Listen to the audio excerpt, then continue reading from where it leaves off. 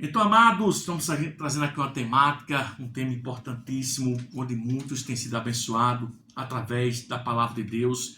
Estamos trazendo aqui um tema de suma importância, uma palavra de suma importância, e eu creio que você vai ser muito abençoado.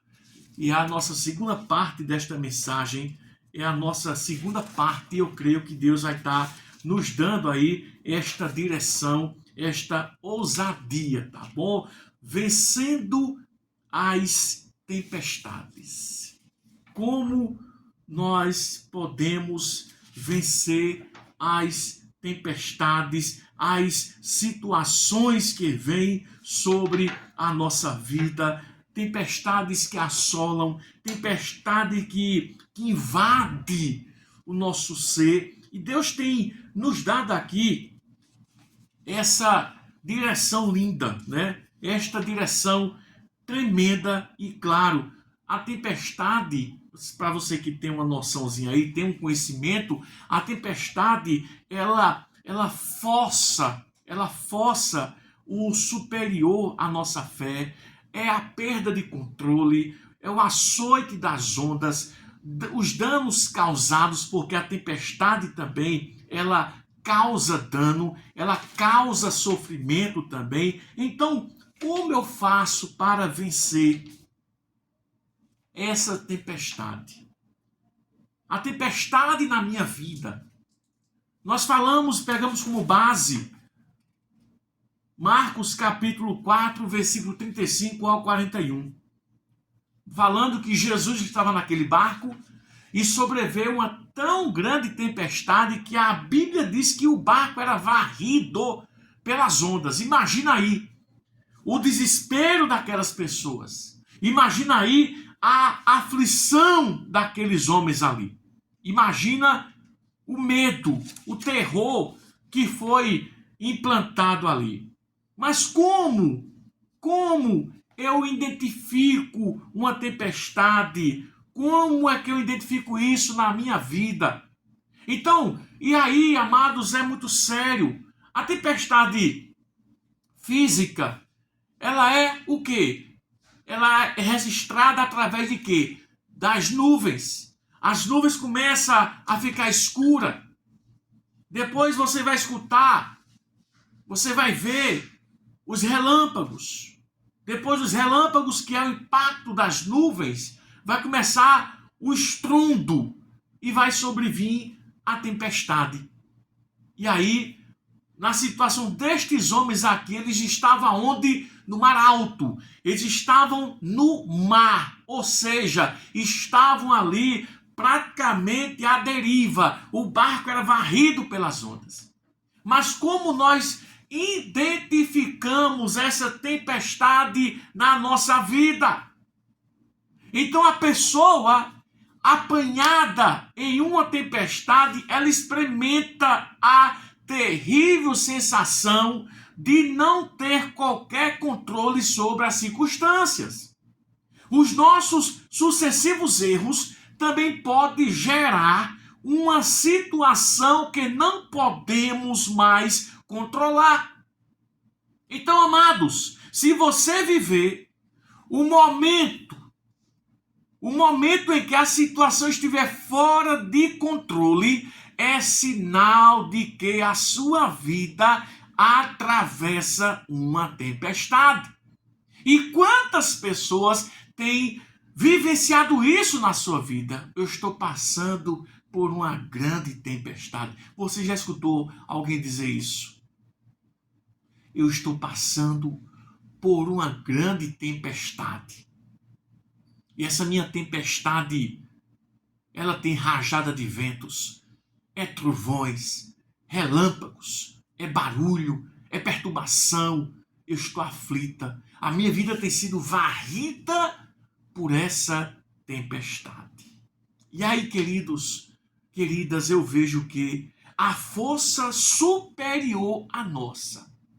Os discípulos de Jesus, certa vez enfrentando essa tempestade no mar da Galileia, Em Mateus capítulo 14, versículo 32 do versículo 22 ao 32, o escritor diz que o vento era contrário. Quantas vezes na nossa vida estamos experimentando, vivenciando este vento contrário, esta situação contrária na nossa vida? Quantas coisas têm sobrevindo? Quantas situações que a gente fica até sem saber o que fazer? Os ventos contrários. É interessante este vento, meu irmão, porque você não tem defesa. O vento, quando vem de forma contrária, porque você acabou o quê? Se adaptando com este vento, que você sabe que aquele vento vai vir contra você ali, você sabe que é um vento normal, mas o vento contrário, ele pega-nos de surpresa.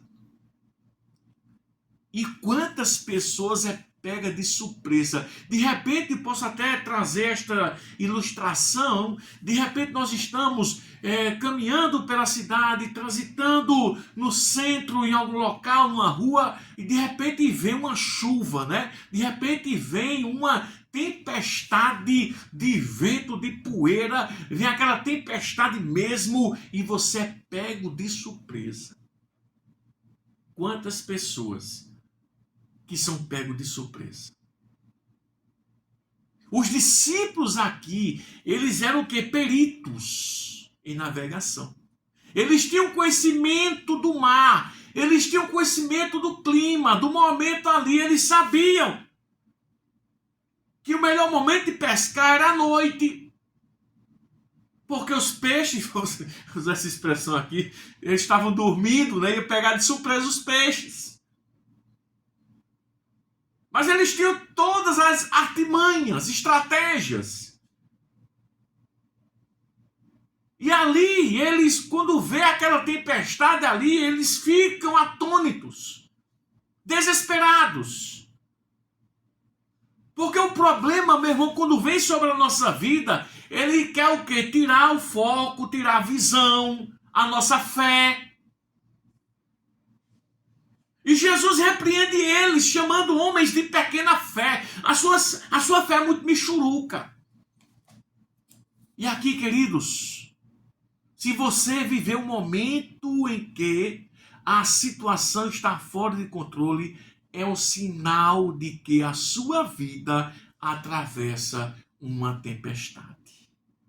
Cada um de nós temos uma tempestade. Cada um de nós carrega um sol, né? Carrega um sol. Então, tem que ter o quê? Esta força. A força que vem de Deus. Aqueles homens enfrentavam ali a força da natureza, muito superior ao poder dos seus músculos. Se formos aqui conjecturarmos, será que existe algum balde ali na hora? Como eles estavam ali no desespero, eles sabendo, estavam no mar alto, estavam distantes, sabiam que existia ali uma profundeza. Então, se aquele barco viesse a pique, por mais que eles soubessem nadar, eles não aguentariam chegar na margem. Então, o desespero toma de conta. Então, a tempestade que se abate sobre a nossa vida representa uma força superior à nossa, quase sempre assustadora. Os Salmos 88 mostra que muita propriedade este quadro. Nele o autor declara um homem sem forças. O açoite das ondas é um fenômeno comum nos temporais, aquela batida, aquela lapada, chama na expressão, né? Daquelas lapadas, aquela ressacada, é o açoite. Você vai para o litoral, de repente vai vir aquela onda, né? Vem aquela onda e ou você se abaixa ou você levanta para você pular aquela onda, você não ser atingido. Porque se você for pego desprevenido, aquela onda te joga de um jeito que você rodopia, ou seja, perde o controle.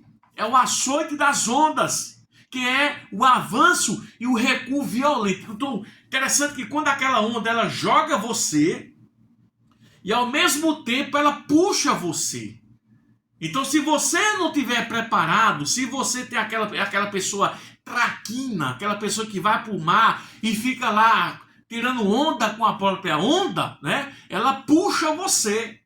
Por isso que acontece hoje muitos afogamentos devido a esta ressaca, devido ao açoite das ondas. Então, a embarcação apanhada nesse refluxo do alto e da questão da água pode ser inteiramente destruída.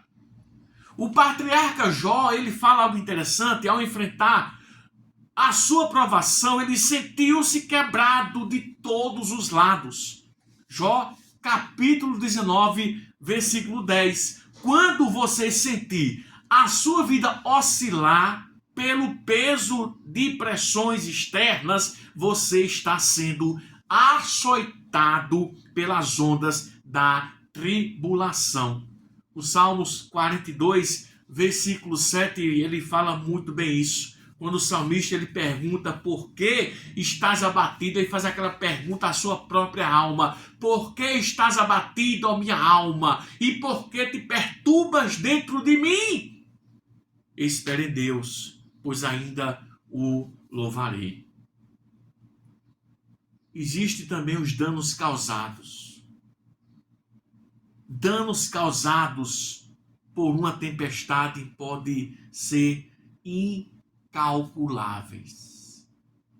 A tempestade da vida também causa danos à alma, angústia, depressão, desânimo. As feridas interiores afetam as feridas exteriores também.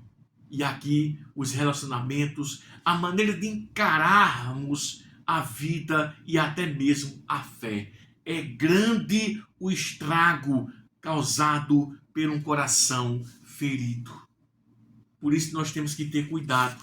Deixa eu pegar aqui a minha Bíblia, porque tem uma referência aqui que o salmista ele falando, e vale a pena nós lermos aqui o Salmos 102, e tem um versículo aqui, eu não tenho de memória aqui, mas eu acho interessante este versículo. Salmos 102, versículo 4 diz o seguinte: o meu coração está ferido e seco como a erva, pelo que até me esqueço de comer o meu pão. Rapaz, esse versículo aqui é muito forte, viu? Este versículo aqui, o salmista, né, na sua grande aflição, o salmista ele recorre a Deus para que restabeleça o seu povo e o reconduza à sua terra. Eu fico a ver aqui, a pensar, amados, amadas, a expressão do salmista. Olha só, gente. Quem era o salmista? Quem era o salmista neste momento aqui? Homem de Deus, pessoa de Deus, era mais crente do que eu e do que você. Mas chega um dado momento que ele diz assim, olha só como este versículo é forte. Ele diz, o meu coração está ferido e seco como a erva, pelo que até me esqueço de comer o meu pão. Você já imaginou? O cara está tão angustiado, amargurado, atribulado, que nem sequer quer se alimentar. Então aqui já é um indício de depressão, é o sofrimento. Então há lutas, amada, há tempestades na nossa vida, que realmente se nós não tivermos cuidado, ela nos engole, ela nos traga, ela tira a nossa visão. Por isso nós temos que ter muito cuidado. Muito cuidado. E aqui, em meio a tudo isso aqui, eles lembram que Jesus estava no barco. Muitas das vezes, estamos sofrendo, padecendo, e esquecemos que Jesus está tão perto de nós. Então, deixa ele entrar no teu coração. Deixa ele entrar na tua vida e mudar todo o seu ser. Jesus pode fazer isso. Apenas creia, confia e acredita em nome de Jesus. Amém? Fica aí com esta nossa segunda parte desta mensagem.